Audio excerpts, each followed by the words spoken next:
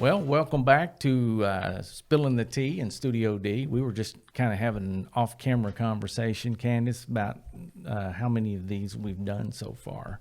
I don't even know. Yeah. I just told Pike we're on season 2, and I have a new caricature. And Right. Yeah. I'm And so excited. have we about rolled that out yet? that. Oh yeah, Okay. Santa's on the intro. I was wondering where all the hate mail was coming Mm-hmm. from, but now I know.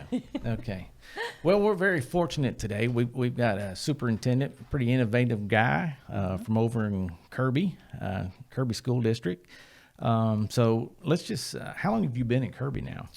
Starting my 7th year there. Oh, wow. Okay. Yeah, and I think it's cool. It's Pike Palmer, and Yes. Kirby's in Pike County. I mean, that's And meant to be. And I was married in Pike County. So Oh, that's it's- cool. It's lined up there. Hey, that's just meant to be. I'm just saying. So, first of all, let's just talk about your educational journey, so to speak. And we like to kind of start with, why you chose education, and then kind of tell us where you've been and how you got to Kirby. Okay. Well, I knew in the 8th grade, backtrack a little bit. I grew up around Morrilton area. Oh, yeah. I was the oldest of 5 siblings. Got to about the 2nd, 3rd grade, and my parents didn't like what was going on in the education world, so they decided we're going to homeschool. Oh, wow. So my dad was a truck driver. He was gone all the time, and so my mom was there to defend, Right. Oh, teaching wow. 5 kids. Yeah. So for about 5 years, homeschooled, which a lot of people don't know that. Right. So I got back into education, 8th grade, and I got involved in sports, and it was Right. there in the 8th grade that I had an influential coach, and he was also a teacher, social studies. Right. And one day we had during career orientation a career fair, and people would come and talk Right. and all that kind of stuff. And I knew in the 8th grade that I wanted to be a teacher and a coach. Wow, that's So, awesome. Once I got done with high school, as you're meeting with the guidance counselors, what do you want to do? I want to go to college and I want to be a teacher and a coach. Right. So my, when I got into college, it was a pretty clear path. Right. So I was like, what do you want to do? And I said, well, here's what I want to do. And, Right. and it was easy for me. Born to do it, huh? Right. Born to do it. And, it never strayed from there. So, that's kind of where I got into, my original vision of what I want to do with my life. Now, where'd you graduate? High school? Morrilton, In Morrilton, Yes. and then where'd you go? Devil dogs. Devil Dog. Yeah. Yep. Okay. And then I went to UCA, and I walked on and played football there for 4 years. Wow. And, What position? We got to get that out. what position? Well, bench player. But I originally went there as a receiver. Okay. But, Awesome. Gotcha. Yeah. but I, like I said, played, at sports and stuff at Morrilton, and went there and redshirted and played and stayed there for 4 years. And that's where I met my wife. And she was in the educational field. And so when we both graduated in 2005, we started looking for those first jobs. And her being a math teacher, she was a lot easier. She had a job right out of college. Yeah. Oh, She said, yeah. What are you graduated? And I struggled and struggled and struggled, and finally was given an opportunity at Cabot. Oh, okay. And, not in my field of expertise. I graduated UCA with social studies background, driver's ed, coaching, but I was offered an opportunity to teach special ed. Oh, wow. And Dr. Tony Thurman was Yeah. the was the principal there, and he Right. was like, this may not be your field of expertise, but hey, it'll get you a foot in the door, and if it's Right. something you like, then we can start taking some classes. So did that and learned a lot of experiences in my first year special ed at Cabot. They don't teach you everything. No, yeah. That's where my journey began, and then from there went to Perryville as a teacher and a coach, ALE director, driver's ed, just did a lot of different things. And it was there, that after being a teacher and a coach for about 4 or 5 years, then a lot of my coaches that I work with were getting in administration, and Right. they was like, hey, why don't you look at this? And I didn't really, I just kind of played Right. it off, and Yeah. it's like, I don't know if I could be an administrator or leader. Right. It's like, oh, we think you'd be a great one. And so I started doing that, and I was like, I like this. And then before I even had my first administration job, I was already working towards my superintendency. Wow. Because I was like, well, why not just keep going? Exactly. So Awesome. when when You were at Perryville. yes, sir. And then after that, I was, applying for all over the state for those first, administration jobs. Right. We all been Yeah. there. So, Uh-huh. they say, that's one of the hardest jobs to get because there's so many people. And, right. well, at that time, applying all over the place, Dr. Anderson, Nancy Anderson at Cutter, Oh, she wow. was moving from being a principal to superintendent, and Right. she had a couple positions open. Right. One at the elementary and one at the high school. And, I applied for the high school and I didn't get the job, but she said, hey, I want to bring you back for the elementary principal job. Wow. And interviewed and was given the opportunity Wow. to be an elementary principal there. So I was there 3 years, and then the high school principal left and took that job for 1 year. And, I hated to say this, but over the course of 4 years, she was like, hey, I need you to do this, or hey, Yeah. I need you to do this. And, get to a point where, you're like, man, my plate's over full. Oh, you know, yeah, it's running yeah. over. Yeah. She's like, just think of the experience you're getting. Yeah. Yeah, And she's for like, sure. one day you're going to take all these experiences and it's going to Yeah. make you, Right. better, because she knew I wanted to be a superintendent. Right. She's like, Right. it's going to make you a better Yeah. superintendent. Yeah. I was like, I hate those words. Yeah, exactly. Yeah, that's right. And but hindsight, having all those experience and different job titles and stuff, it made me a well-rounded superintendent, and was given an opportunity at Kirby. My wife grew up around there, and looking for that first superintendent job and stuff, and so that position come open, and fortunate enough to get it in 2016, and I've been there ever since. Wow. That is awesome. Well, I know you're highly regarded in the community, as well as, honestly, the educational community. And one of the things that folks, I mean, you're an easygoing kind of guy, but from an innovation standpoint, I've watched you through the years, and obviously one of the things that impressed me the most was when you decided to go to a 4-day week. So let's talk about that decision and how that came about and how it's working for you. Okay.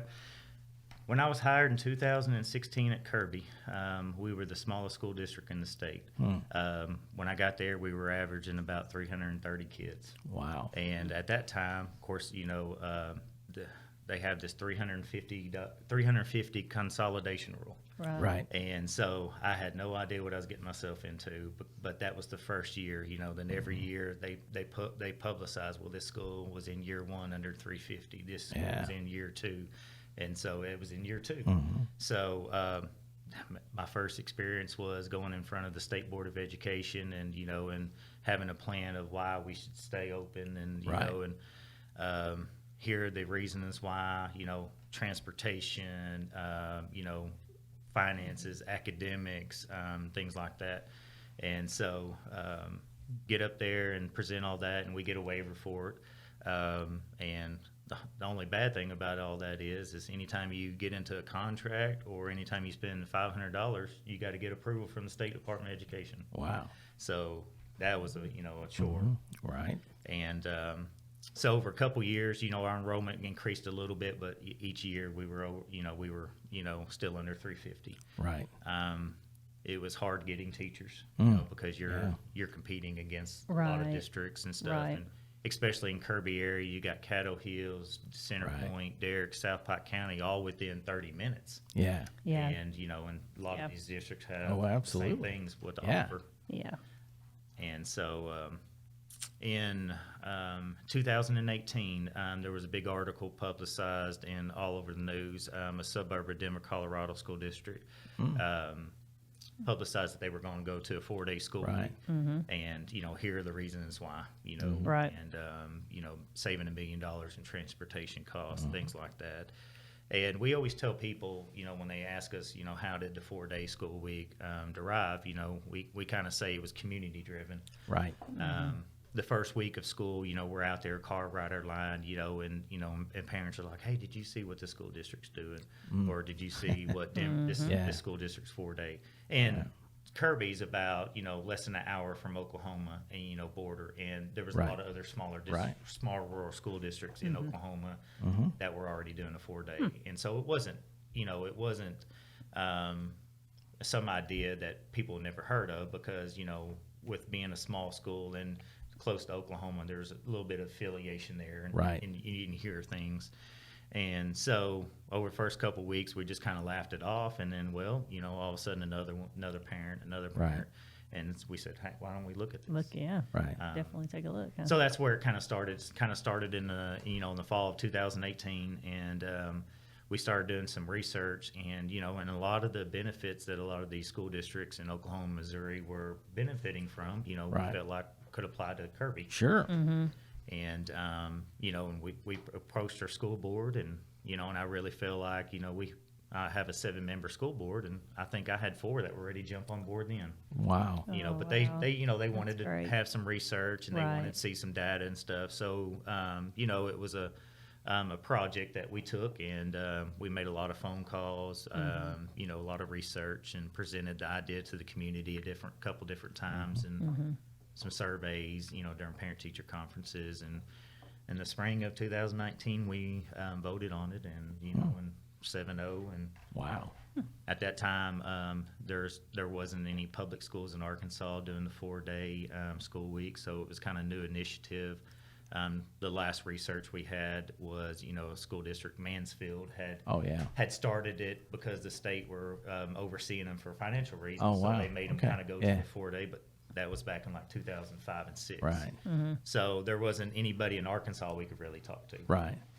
So, with the 4-day week, like you said, I think I would say, I certainly didn't think about it until we were talking one day, was the recruiting of teachers piece. I think, you're right. I mean, you've got so many schools right around here that are competing for the same people. And by doing that, and again, I think, a lot of folks, they hear 4-day, they're like, oh, they're just chopping off a day. So kind of tell us about what y'all's, just like the 4-day week, what that would look like as far as when you're off, that kind of stuff. Okay. That was a big piece of what we were having to try to figure out. At the time, you had a requirement of days, not hours. Right. That changed this past year with legislation, but so you had to go 360 minutes of instruction time a day. Right. And so with the 4-day, when we started doing a lot of research, and because we were planning on going ahead and trying to apply for an Act 1240 waiver or a school Right. of innovation, Right. and they said, well, there was already a pre-existing law, that says, hey, if you wanted to do a 4-day, you could. One of the requirements was you had to get 450 minutes. Yeah. But a lot of school districts, if they really analyze their minutes, they may go over 360. Well, Yeah. we found out we were actually going like 380, 390 minutes Wow. a day. Yeah. Okay. And so when you look at that and say, okay, well, we've got to get 450 minutes, we were already going 380, so we just pretty much had an extra hour or so, a day. So, we knocked down our start time to like 7:50, 7:55, and then we would get out about 4:10. Now, a lot of other districts are doing a lot of different things. Some schools are starting at like 7:30, 7:40, Yeah. trying to get out at about the same time as they were previously. So, I think at my last calculation, there was 28 school districts in Arkansas now wow. doing the 4-day week Yeah. because of the calendar law that Yeah, was passed. I knew that there were quite a few more that were Yeah. trying it. And doing Yeah, our first year it was just us, and the next year there was 8 school districts that jumped on board, and then the next year 5 more, so there was like 14. And then this past year, when they allowed school districts to choose 4 different calendar Right. options, a bunch of school districts jumped on board. Yeah. So you get 450 minutes, and like I said, some districts are going later, some are going earlier. It's just how they finagle their minutes and build their their schedules in the high school and elementary. And like I said, we go Monday through Thursday, and have off Friday because we're a basketball school, so there's Right. no football. Gotcha. So it's not been an issue. There have been some school districts that still have off on Friday, but most of them are going off on Mondays because Right. there are a lot of them Yeah. play football. Right. But we still do. We created what we called a Trojan enrichment program, and 2 Fridays a month from like 8 to noon, we offer tutoring, Oh, wow. mediation, That's remedial really good. services, babysitting, because that was was Oh, number yeah. one concern for parents. Uh-huh, was Right. to have babysitting. somewhere, yeah. Yeah. Oh, wow, that's really great. So it's just additional opportunity for Right. kids to get some help and things like that. So in the beginning, did you have to apply for a waiver when you first did it, or since you were the only one? No, and it was kind of what I was mentioning about we were looking for a waiver, School of Innovation. Gotcha. And then when I contacted the Department of Education and said, hey, we're looking at this idea, they was like, well, let's get back to you. 'Cause Right, They, yeah. they didn't know. Yeah. Right. And so then they come back to me, a couple days later and say, well, here's already the pre-existing law. And so, Hey. verbatim it says, if you're in good academic standing and, a couple other things, but then it says, you must get 450 minutes, Right. a day. So, that was the big piece. And so that was, easy for us. Yeah. So as far as the cost saving, did you see? I know transportation, because I can't imagine how many square miles do you guys run buses? It's got to be huge. 198 Wow. is our district. Yeah. So, but yeah, that's a whole lot of fuel right there, and electricity probably. Yes, the first couple of years we were averaging about a savings of about $40,000. Wow. The two big parts were diesel fuel and then electricity. Right. But that was all shot out the window this past year Yeah. because of prices and Oh, stuff. yeah. So, Just think about what it would have been, though. Yes, Okay. yeah. Yeah. So we had 2 good years. I was like, we'll budget this certain amount, and all of a sudden we got blown, Right. blown out of the Oh, water yeah. about $15,000 Yeah. more this past year. But once again, if you're running 7 bus routes and and compared to like you were saying, it'd be Right. a lot more. Yeah. If we did for an extra day. So I know you said your wife's from Kirby, but I mean, was there? And I know you guys were working to get back that way, but was there any specific reason? Did you want to stay with a small school? I guess is what I'm getting at. Because what's Morrilton now? Marlton's 4 or 5A, and I had Okay. taught at Cabot, and at the time they were Oh, wow. 7A. Yeah. Yeah. Perryville was 3, and then Cutter was 2, Mm-hmm. 2A. I've always, visioned myself being at a small school, Mm-hmm. just because of the opportunity to know the community, Mm-hmm. the students, more on a personal level. Right. I was going to say, like, one of the first times that we had actually, I think we had when I had just gotten here and we delivered some stuff, and I told Darren, I was like, oh my gosh, he's awesome, because we came and I think you were like dressed up. I don't know if you were dressed up like an M&M or I don't know what it was, but you were doing Yes. something fun with the kids, and I was like, that's pretty cool. I was probably Like, dressed up as a green M&M. yeah, it may have been. I can't remember, but I was like cracking Yeah. up. It was great. I thought it was great. Well, and two, we were over there, I guess, when we recognized the bus driver. But to me, you hit the nail on the head. Is the community piece, and I think that's right around the time COVID was, kind of kicking off. And you brought, we were talking, and I never will forget this. I hadn't thought about it, but you said in a town like Kirby, when they were starting to say basketball, we're going to cancel or nobody can come. You were telling me that some of the community members show up in the afternoon, wanting to get their ticket to get in that night, because it's a big deal over there. Yes.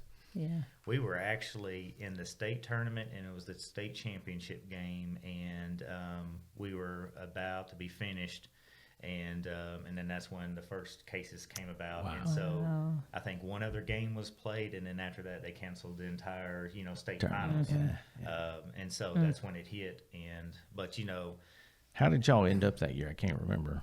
we Yeah. won. Won. We won. Yeah. I think we beat Viola in the state Okay. championship by a couple points. Yeah. But with our gym and being small, basketball is the community. It's the life Right. of the community. And so, after all their configuration of how many, people you can have in the gym, you're talking about like 80, 90 people in Right. the gym. Yeah. Yeah. And so, everybody's beating down the door. Yeah, I first bet come, that was first fun, served. wasn't it? Yeah. That was not fun. It's certainly, like you said, that's really for a lot of them. A lot of the Yeah. old timers, they look so forward to that. You know, Yeah. and they follow those kids like they're their own kids or Yes. grandkids. Yeah. And they have, like you said, they have nothing to do with, what the basketball kids, but it's something that they enjoy watching, Right. just like we would be enjoying Right. watching sports on TV. Right. Yeah. It's Right. kind of their livelihood. Yeah, yeah. You mentioned that after the game after yours, and then they shut it down. So everybody at that point, both teams, I should say it that way, got a state championship trophy. Yes. So I thought, wow. So we're really living that now. So, your wife teaches. What does she teach? She is math, has been math. She's been in multiple districts, Conway, Bryant, Lakeside, a lot of the big schools, Right. which she enjoys. Sure. You know, Math teachers are just phenomenal. Most. So, I'm a former math Yeah. teacher. yeah, really. Whew. And I'm not, so we get along great. Yeah. you know, she's always enjoyed the big schools, you know, with a lot of different opportunities and stuff. And, Right. you know, big schools seem to have, you know, more money, more technology, things like that, you know, but the small schools, you know, she enjoys this past year or so. She's been at Kirby, doing all of our virtual, students, and then testing coordinator. And then, she's doing a lot of her mediation and stuff, pulling Right. kids Awesome. out and trying to help Yeah. kids, you know, with our test scores and things like Yeah. that. So, Yeah. Yeah. Well, you know, and like you're saying, my first experience with a large district, I started coaching and teaching at Jessville, live out there, but assistant principal at Lakeside Middle School. And the thing that was pretty unique about that at the time, we were really our own school out there. And because I was a little nervous going in, because I graduated from Cutter, taught at Jessville, but it really worked out well. And then, you know, I progressed to the high school principal seat. And, but, you know, getting back to Kirby and that campus, I mean, you really can follow a kid K-12 and, Right. you know, and I find too, a lot of times those smaller kids or schools, I mean, the parents, you know, out in those communities out there, they have a strong work ethic. Yes. And you know, and to me, the kids bring that to the table. And when we have teachers that have been retired and, you know, and are still there, and we've got a couple of teachers that, you know, they've said, well, when I start teaching kids, grandkids and stuff, I'm done. and my they're gosh. still there. Yeah. You know, so, Yeah. you know, not only basketball, but the school is the, you know, life of the community and things Right. like Yeah. that. Sure. So you know, it's a tight knit community, which Yeah. I love. Right. You know, Sure. Oh, people yeah. always come together for, you know, anything that goes on with fundraisers or anything like that. So it's Right. tight knit. Yeah. You know, So- it's hard to beat. So, what building is, let's just say, the oldest, and then which one's the newest over there? Because I know you got a mix of, I mean, great looking campus, and I'm not just saying that because you're sitting here, but it really is. It's a neat little campus over there. Well, our gym is the oldest, and it was built in 1956. Wow. Wow. And probably our newest, our elementary was built in 2001, but then we have an agricultural building that was built in like 07 and a safe room. So Right. it's about the last couple of things. Okay. Yeah. So, Science media with your ag program, I get, does anybody else in your area, I guess is what I'm asking, have an ag program that's close to you? Yes. Centerpoint has a big ag Right. program, and you know they just got their a couple years ago what they call a CAST, CAAST, basically a charter, you know, Right. charter school for Yeah. that. South Pike County has Okay. I think pretty much everybody has Okay. to some degree, you know, at some form, you know, a small, big, you know, things Right. like that, agri. So Yeah. our community's all, you know, pretty rural farming. So, I mean, and it's Fair Week now, so they were at Yeah. district, they'll be at regional, Yeah. and then state. Oh, yeah. So, Right. but, you know, you've got to have programs for kids that, you know, get them involved in the school and Right. activities, and that's just Yeah. another outlier for, you know, a way for kids at Kirby to Right. be a part of something and, you Yeah. know, and Yeah. be successful. Yeah, because a lot of them, I mean, they're not going to be athlete, band, or whatever, and they plug into something like agri. Right. You know, I think back in the day, you know, we didn't have one where I went, but I know a lot of folks that did, and the things they learned in there was just incredible. And like you're saying, it gave them an opportunity, for the most part, to jump right in to the workforce. And the thing that's kind of interesting, I think, now is, I guess it's kind of cyclical in education. You know, we'll go for a while in college, and now we're back to college and or career and technical, which to me, I think that's where we need to be. I think, you know, there are so many skills that can be taught, you know, in agri. I mean, at Fountain Lake, our guy, you know, he did horticulture, he did welding and carpentry and all that stuff. One of the neatest things, though, is the competition, and is that the FBLA or FCC, whatever, but they have that big competition in Hot Springs, I guess it is. And, you know, you got masons, you got carpenters, Yes.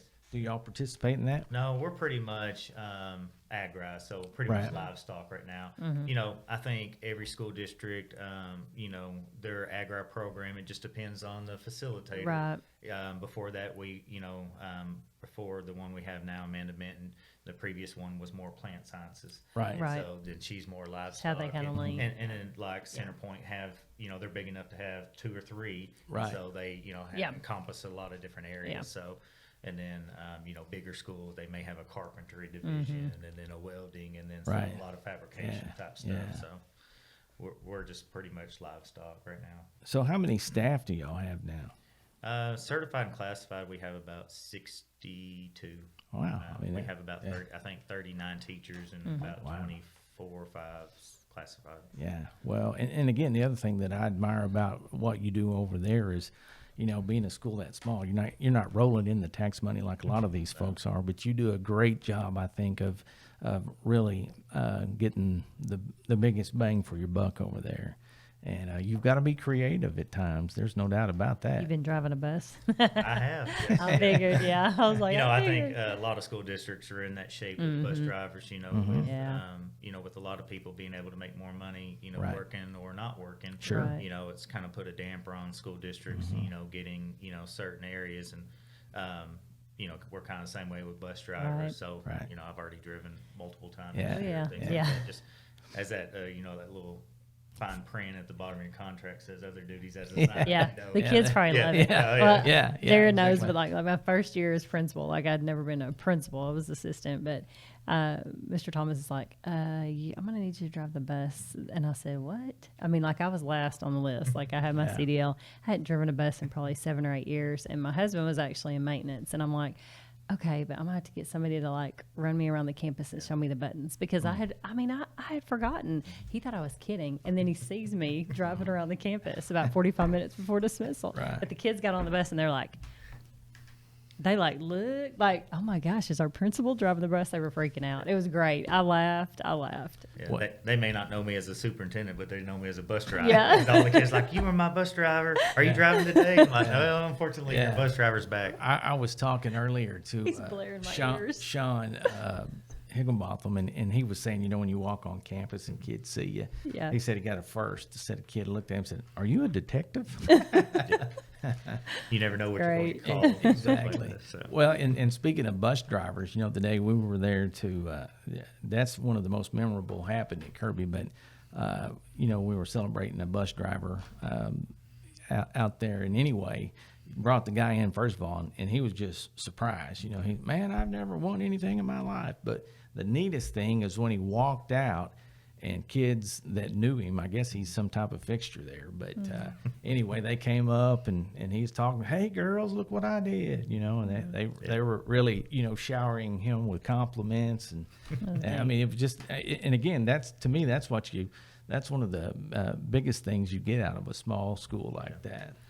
Yeah, I think after he left, he said, hey, when am I going to get to drive one of those new buses? So after he was awarded and stuff, you know. Is that the bonus? And Yeah. nominated and stuff, he's been driving the very best new bus now for some reason. So, You should have said yeah for 1 week. yes. No, but no. It's just, you know, a big thing about being a small community and stuff, you know. Just like a lot of districts, you know, you're not going to be able to, you know, appreciate everybody, but Right. smaller school district, I think it goes a long ways, you Oh, know, absolutely. because they're not always necessarily nominated and, Right. you know, and appreciated and things like that. Yeah. You know, I was listening to something on the way in this morning. They were talking about bus driving, and one guy said, well, I said something about, you know, he had driven with a stick shift or whatever, and his kids were like, what? What are you talking about? So, I mean, I can remember my bus driver, he had that little red button on the side where he had to drop the split axle going up. I mean, it was crazy. I had driver's ed, and we had stick shift. I was like, oh my gosh, it was terrible. I was like, whatever car I get, it's going to be an automatic. Then you went from stick to Yeah. what they call a snub nose Yeah. to regular. And so, I mean, we don't have any snub noses Yeah. on our fleet, but, you know, I drove a snub nose and trained on one, but, you know, it's Oh, they're a little hard. different. Yeah. Oh, Yeah. yeah. I hit- Wider turn, shorter turn. Yes, Exactly. I drove one at Lakeside, and the kids Yeah. were like, have you ever driven a bus? And I'm like, No. And then trying to get him to be quiet because I was hitting curbs like it was bad. And Yeah. I told him when I got back, I said, do not ever put me on one of those. So what was your biggest bus driving faux pas? You hit something, didn't you? One of those years? Stop. You did, didn't you? Yes. Where was that at? I dropped this. Well, I drove the cheerleaders, okay, and then Was this at Lakeside? Yeah, it was at Okay. Lakeside, and then I sub drove occasionally. They suckered me into it. I knew it was going to happen, but I had dropped the cheerleaders off at one point. I was pregnant with Sarah at the time, and I was pulling out of Hot Springs Gymnastics play-by-play, and the bolt on the back of the bus caught a bumper of a guy. I had to go in. They were in physical therapy. Who drives and so it was a guy that like we had to replace part of the bumper or whatever, and then we drove like the next week. We had a game. I was at Joe T, and I took the wrong turn and went up to where the baseball fields were. Well, when I hit the bump, it smashed the tailpipe because it was like, and so smashed the tailpipe. Forgot to turn my clearance lights on all the way home from the game, and I got back and I told Ray, I was like, I can't drive the bus until after I have this baby. It's the pregnant brain. I don't know what's going on, but anyway. So of course, it was a big joke, and they were giving me a hard time. And Well, let's be honest. You're not that great of a driver. no, now, I know. Can you imagine me backing up a No, bus? I I mean, cannot. like Yeah. it was scary. It was scary. Well, my wife says I drive a bus better than I drive a vehicle. Hey, they are fortunate that they only had the one incident where I hit a vehicle Right. that they know of. that they know. that they know of. So, if you had to give somebody some advice, and of course it's going to depend on size, but I mean, on the 4-day week, what would you tell them up front? Exactly what you're looking for. Yeah. Well, with the 4-day week and stuff, and I talked to a lot of different superintendents and stuff. They were talking about how did you start it, the reasonings Right. why.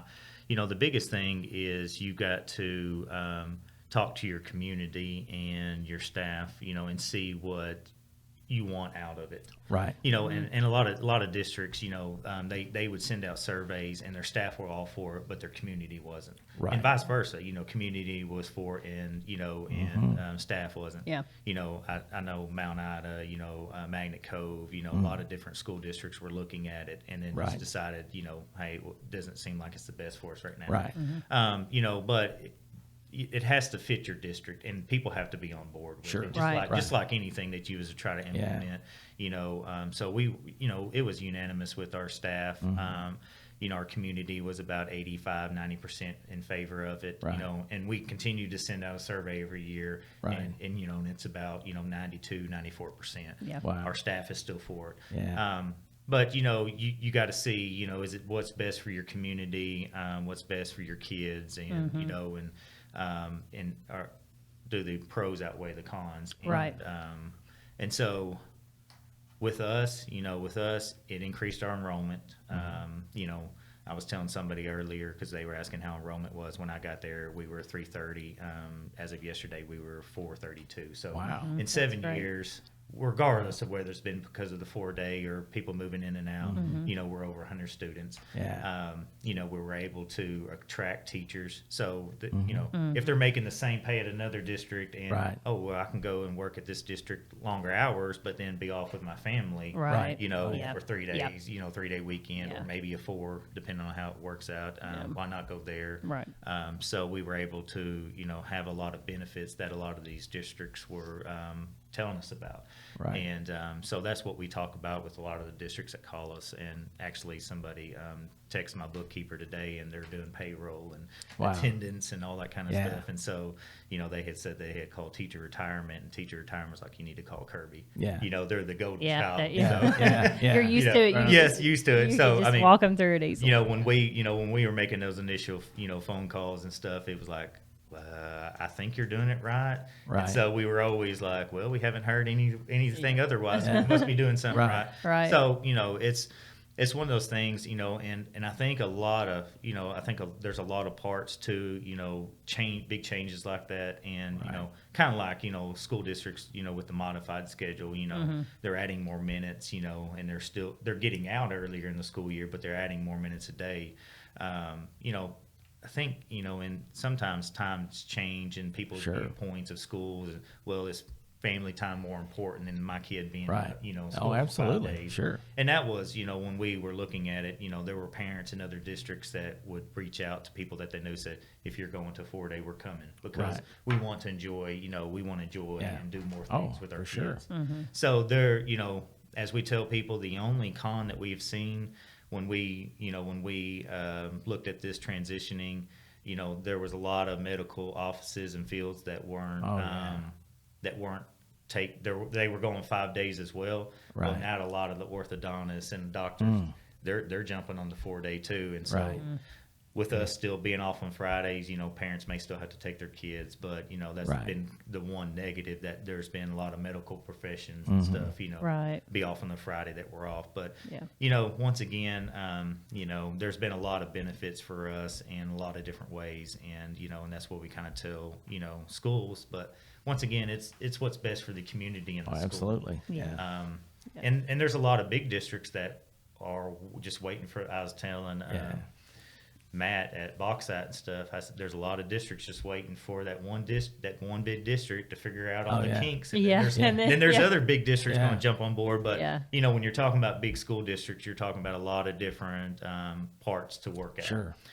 With activities and sports Right. and things like that. And, Right. So it's maybe a little harder. So, but that's, I think, one of the advantages of being in a small school as well. Right. A little easier to figure out Sure. things. Yeah. But I think you keep hitting on the right thing, though. The thing that makes it, in my mind, work as well as it does at Kirby. It is a true partnership between the school district and the community. And I mean, that speaks highly of your folks, because you guys have been doing it for quite a while now. Wrote the book, I guess. Uh-huh. Yeah. Well, some people said we were the mastermind. I just said I was the we were the visionary. Something that hadn't been done in a long Right. time. And there was an associate professor at Missouri State, and he did a lot of seminars and talked to a lot of all over the country and stuff. And he used to say, and he said we ruined his opening statement, but he used to say, my opening statement was, Arkansas was the only school district west of the Mississippi River that didn't have a school doing the 4-day. Oh, wow. He said when we went to the 4-day, he said, you just ruined my opening remark statement. He said, I got to come up with something different. Yeah. So it was just something that we thought was working for us, and then and then a lot of the districts are the same. Right. Hey, does this benefit our school, our kids, or our right. faculty or staff, or would we be able to save some money? Because there are districts in Arkansas that are having to raise minimum wage, Sure. and increasing salaries, and and with costs and stuff, they're looking at it from a financial standpoint. But finances, You do that again. That's not me. It is like blowing my eardrums. I'm not like hearing they're gonna anything. watch this back, and I'm like, I've Jumping. jumped twice. Oh my gosh! I don't know what you're talking about. Did yours buzz? yeah, it was just like somebody Okay. shot. Yeah. I don't know how you didn't jump. I literally jumped. Oh, well. I'm sorry. But finances were at the least of our concern. But Sure. we did it for a lot of different reasons. But Right. so it's been well for us, and we're going in our 4th year of Yeah. doing it, and and it's been successful. And we must be doing something right. So moving forward, what's going to be your next big project over there, you think? Well, we have, because of growth and older facilities, we had, over the last couple of years, applied for partnership and got approval for a new cafeteria. Oh, wow. 2 classrooms, and then the new gymnasium. But as I was talking with multiple superintendents, with prices the way they are, Yeah. Right. our cafeteria bids come in 60% higher than what it was Wow. initially supposed to be. Ooh. We did get our 2 classrooms built, which was good for elementary. And then we're in the kind of the end phase of designing and trying to get everything ready for bids for our gymnasium. Yeah. But you're Yeah. anybody that's just, knows Yeah. what's going on in the world Sure. and stuff, Yeah. prices are skyrocketed and things like that. So we're hoping prices come in lower than what they have been, so we can continue to try to build these projects and, for our community and for our school district. So where y'all going to drop the gym at? Where you going to build it? We had an old primary building that was getting older and falling apart. That served as our elementary. We took it down, demolished it, and then the elementary playground that was sit there in front of our school. Gonna leave the old gym there, but then just kind of put the new gym off to the side and kind of facing the highway. So, It'd be a big showpiece for you there on yes, the it highway. will. Yeah. We didn't build it a state tournament arena. Right. We built it based and designed it based off of what we felt was comparable with prices, and a lot of times Right. you go into these big fancy gyms and and you're seeing 300-400 people there, and it's like, look at all this space. So Yeah, it looks like 20. Yeah, we designed, and we're hoping to build it based off of like a regional tournament, like 800-900 fans and stuff like that. So something that's very comparable to our community and not some outlandish building. Exactly. Right. Well, we're at the point where we like to. I mean, we focus less business type talk here. But I know you talked about your wife. You all have how many kids? We got one. My son Braden. He's shout out to Braden. Yeah, that's right. Shout out to Braden. Yeah. So he's a big sports fanatic. And Yeah. stuff, so he's football, baseball. Well, good basketball. for him. Yeah. One of the other things we talk about a lot of times, we want to know what people are listening to in their vehicle when you're driving, what's on your playlist. So I am a connoisseur of all kinds of music, but country, Christian. So right now it's been on Christian K-Love. So Trying to keep it positive. Oh yes, trying to keep it positive, encouraging. Encouraging in this time of uncertainties. Yeah, and I know exactly what you're saying, because there are days you get cut off or something, and if you're listening to K-Love, you can't throw any expletives or any of that out there, because you're thinking, get your mind right. But that's funny you say that, because I mean, that's the same way I am with Apple Music. I just talk to Siri or whatever, and how they mesh all that stuff together, but yeah, it's that's coming from radio, I know this, but just how the thing I think I love about music is how it affects people. Yes. And it it can get you up, get you down. Hey, we have a built-in DJ at the co-op. I mean, like, he's blaring music all the time, and I'm like, oh, I love this song. I haven't heard it in forever. Like, it's awesome. I love it. Well, as driving and stuff, like I said, K-Love and country, but when I'm mowing and weeding, it's probably rap. Yeah. Exactly. So it just depends on the mood. Exactly. Depends on what you're doing. For sure. Yeah. And Darren and I both have only children. So absolutely. Yeah, And, Sarah's always loved being an only child. yeah, and we're empty nesters now for, I guess, going on 2 years, and that's been kind of an interesting dynamic.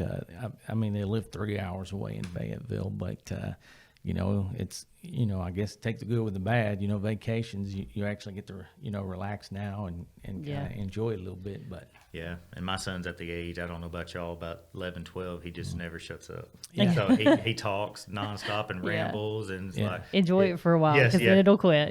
Because his mom's like, gosh, he just doesn't be quiet. It's like, I know, he just rambles. So And if he's he's not- in that stage. yeah, if he's not talking, he's eating, right? Yeah. So, Oh, man. Well, Candace, you got anything for him? No, I'll not put him on the spot, I guess. Okay, I mean, well.